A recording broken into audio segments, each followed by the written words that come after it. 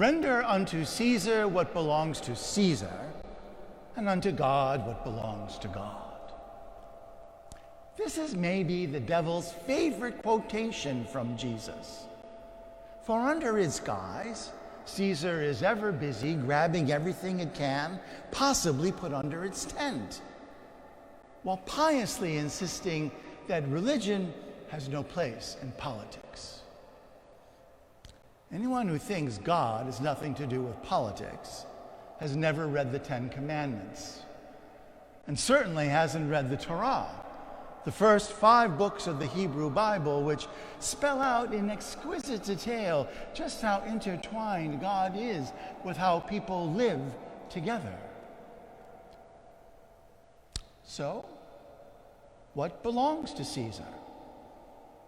And what belongs to God? Pope Francis weighs in on what belongs to God in his recent encyclical on fraternity and social friendships. Now, encyclicals are rare but important and authoritative church teachings. This encyclical is not about Democrats or Republicans. It's about understanding what belongs to God and what we can never give to Caesar.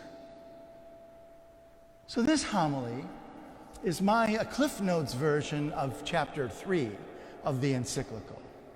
5 points, only a handful.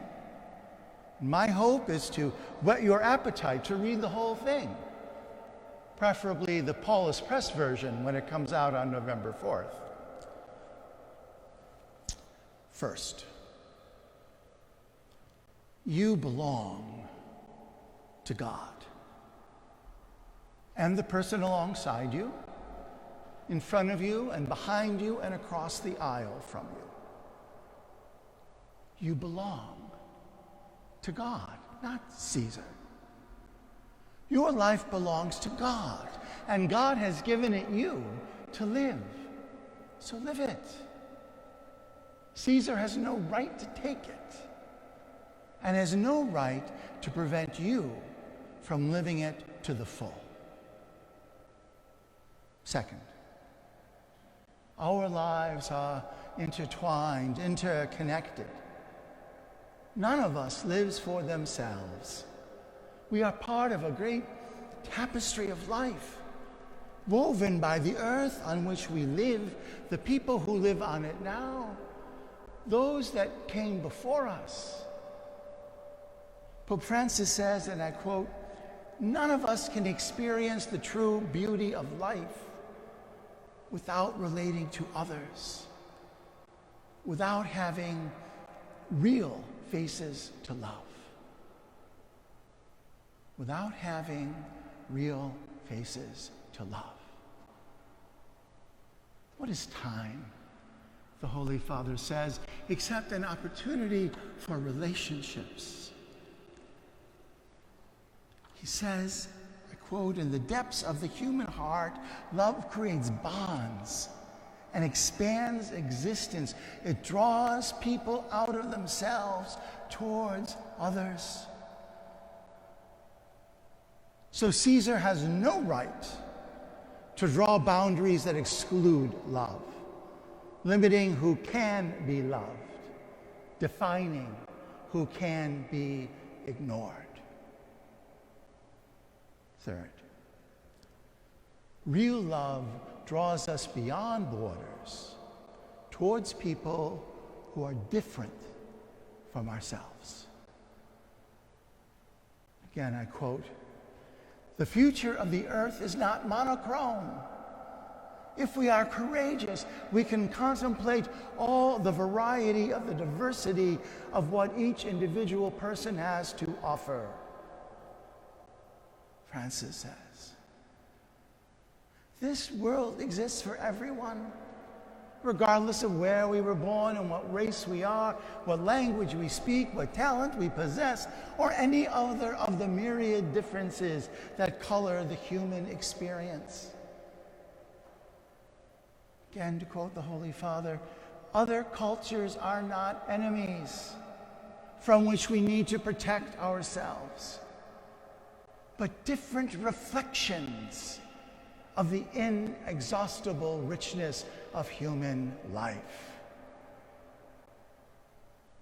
So, brothers and sisters, Caesar has no right to justify the privileges of some over others. In fact, Caesar has the obligation to ensure every person life with dignity and with sufficient resources to live a happy and fulfilled life. Fourth, the future belongs to God. And God's future is prophesied in the Hebrew Scriptures and lived in the teachings of Jesus. Again, Pope Francis says, we need to develop the awareness that nowadays we are either all saved together or no one is saved. The true worth of different countries of our world is measured by their ability to think not simply as a country, but as part of the larger human family. The global society is not the sum of different countries, but rather the communion that exists between them. So, sisters and brothers, Caesar has no right to create a future where any one individual or group claims to be absolute, is entitled to bypass the dignity and rights of other individuals and social groups.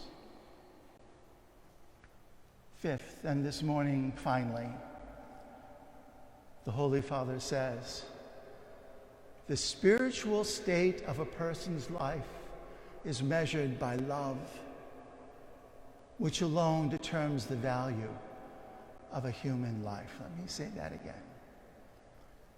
The spiritual state of a person's life is measured by love, which alone determines the value of a human life. Caesar does not get to change the criteria for the Last Judgment. The devil tempted Jesus with his judgment criteria: ownership, power, admiration. And not only did Jesus reject this temptation, it is the risen Lord who in fact judges Caesar. The real and painful questions Caesar will have to answer are these posed by Pope Francis. Again, I quote, how much love did I put into my work? What did I do for the progress of our peoples? What mark did I leave on society?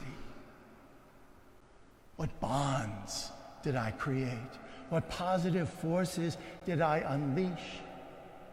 How much social peace did I sow? What good did I do with the position entrusted to me? Now, those questions from Pope Francis, they challenge all of us. It's difficult to live love in this world.